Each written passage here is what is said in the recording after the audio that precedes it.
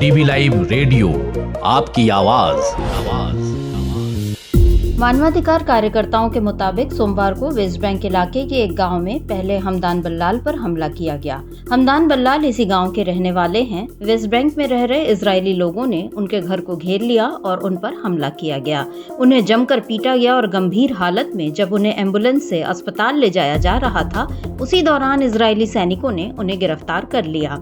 Israel ने इस दावे का तो खंडन किया है, लेकिन गिरफ्तारी से इनकार नहीं किया है।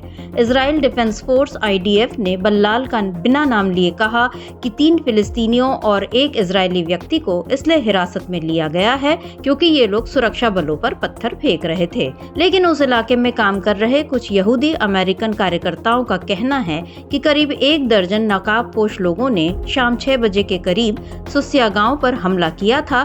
कार्यकर्ताओं के मुताबिक वे लोग इस घटना को रिकॉर्ड करने के लिए वहां गए थे, लेकिन इजरायली सेटलर्स ने उनकी कारों की खिड़कियां तोड़ दी, उन्हें मुक्के मारे और डंडों से पीटा।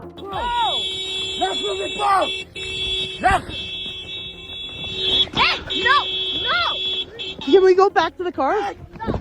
Guys, back to the car, back to the car.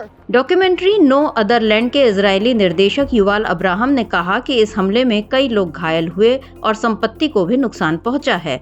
उनके मुताबिक बल्लाल के सिर और पैर में चोटें आई हैं और हमले के बाद उनका कुछ पता नहीं चल रहा है। नो अदर लैंड फिल्म का निर्माण संयुक्त रूप से इजराइल और फिलिस्तीन के निर्देशकों ने किया है। यह फिल्म वेस्ट बैंक में फिलिस्तीनियों को उनके घरों से बेदखल करने की कहानी बयां करती है।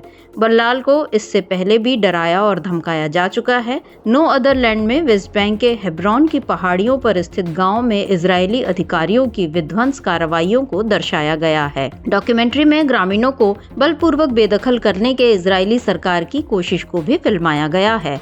गजा और वेस्ट बैंक के इलाके में हमास का खात्मा करने के मकसद से शुरू हुई इजराइल के प्रधानमंत्री बेंजामिन नेतन्याहू की जंग 18 महीने बाद भी जारी है।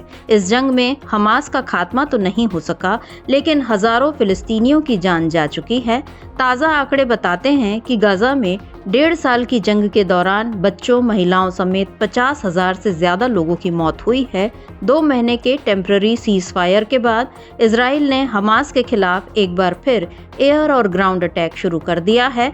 इसकी वजह से गजा के लोगों को एक बार फिर से पलायन के लिए मजबूर होना पड़ रहा है। डीवी लाइव रेडियो के लिए मैं सर्वमित्रा।